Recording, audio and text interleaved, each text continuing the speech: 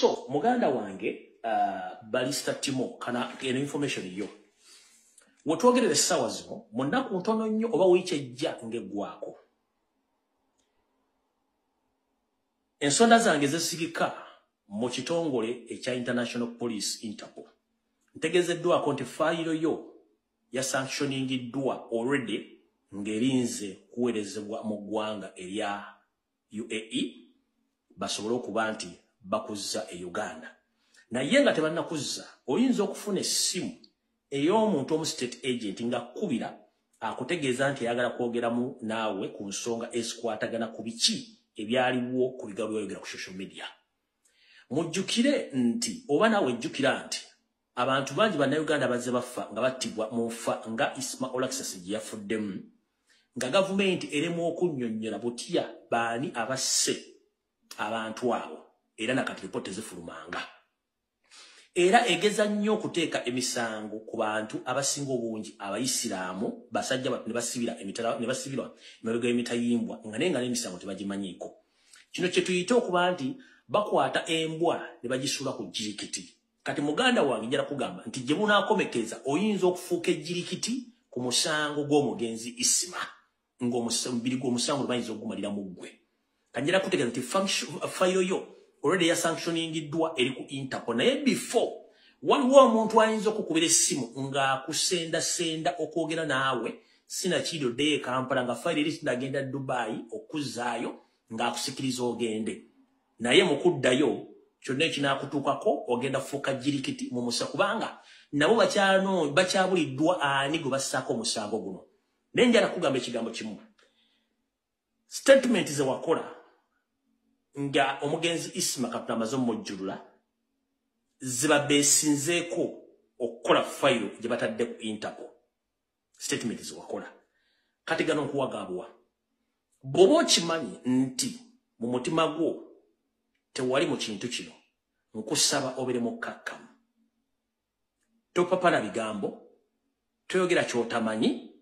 yogera ekikuli mu mutima gwo ng'okimanyi nti sali mu kintu kino era weekwase Mukama Katonda toliza bigambo by'abantu beera nga bw'olina okubeera ng'omuntu atalina musango naye bw'okola ensobi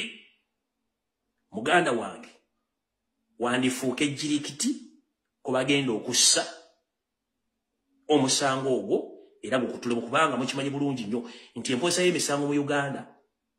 nzibu nnyo okusinzira ku biki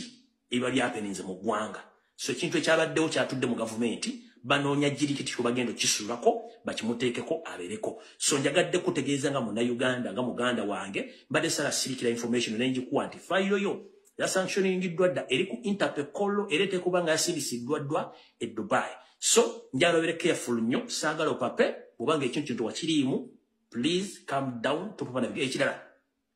ngenda kusaba bwe kiba kisoboka essaawa zino sooka weesonyiwe social media. Ku social media kuliko abantu bangi buli omu ajja atola statement yagikole nga bw'ayagala agikyuseemu si buli muntu nti ogenda muddamu akogeddeko ekintu nedda leka abantu boogere gwe kyoli okimanyi todda mu bantu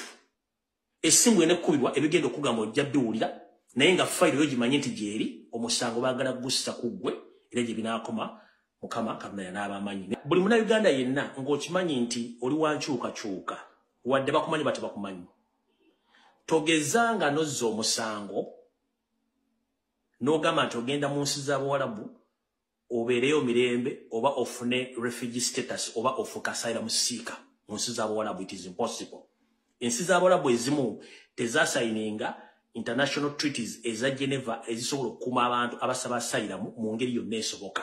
Kati gwe munnayuganda ali eyo togezanga n'okwata akatabo kontodduka Uganda oba byabufuzi oba ozizza omusango nti ogenda mu nsi ez'Abawarabu ezimu togenda kufuna buvuna bwenkanya bajja kukwata bakozeeka. Kati mu ngeri erimu eggwanga erya United Arab Emirates lyasayininga endagaano ya extradition wakati wa Museveni ne Yoseri ekyusa abazi b'emisango bw'obanga oli bamwagala e Kampala ne Dubai balina omuntu gwetaaga nga azizza emisango Uganda emukwate n'emuwaayo. Kati njala tegeeza mu n'Abannayuganda bali Dubai n'abali Uganda nti endagaano eno wakati wa Uganda ne Dubai ey'okukyusa abasibe weri